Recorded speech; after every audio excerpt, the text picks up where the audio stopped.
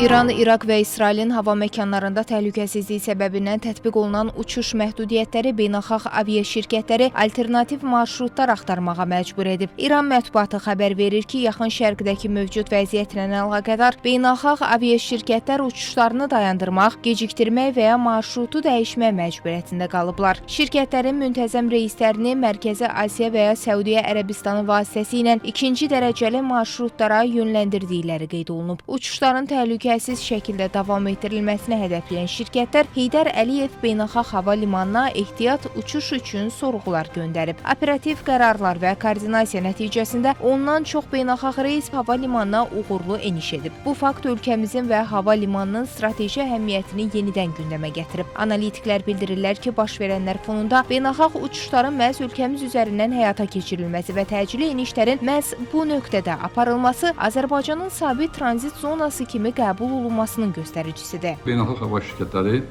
Azərbaycan hava məkanından istifadə edirlər. Azərbaycan dövlət olaraq qonşu dövlətlərlə münasibətlərlə beynəlxalq hüquq çərçivəsində saxlayır.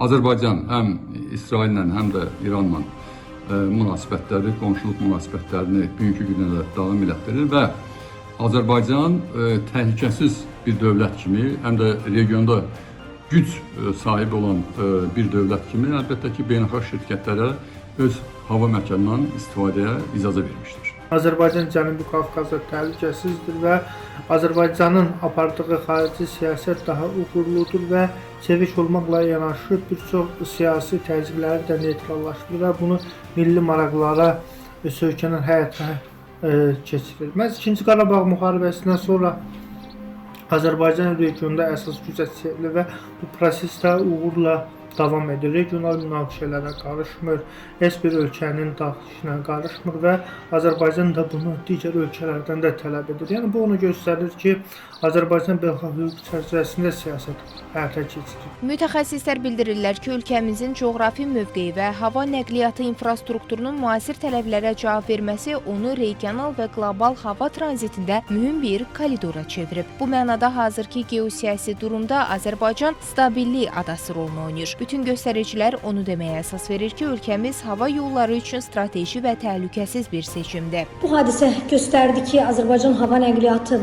baxımından həm Yaxın Şərq, Orta Asiya, həm də Avropa arasında kritik qovşaq rolunu oynayır və bu kimi böhran vəziyyətlərində Azərbaycanın hava məkanının stabil və təhlükəsiz olması onun rolunu, əhəmiyyətini daha da artırmış olur. Təbiidir ki, burada önəmli olan koordinasiya sisteminin də olduqca operativ olması, çevik qərar vermə sistemlərinin olması da Azərbaycanın indiki məqamda rolunu artırmış olur. Biz artıq aviadaşımalar və beynəlxalq tranzit baxımından da regionun əsas aparıcı ölkələrindən biriyik. Odur ki, proseslər Bakı limanının təhlükəsiz tranzit mərkəz kimi statusunu bir daha gücləndirir. Yaxın şərqdəki gərginliklə əlaqədar Azərbaycan Hava Yolları Aviya Şirkətinin 13-14 iyun tarixlərinə nəzərdə tutulan bəzi reysləri isə artıq ləğv edilib. Bunlar Bakı, Təl-Əviv, Bakı, Bakı-Dubay, Bakı və Bakı-Tehran-Bakı reysləridir. Zeynəb Mirzəyeva, Real.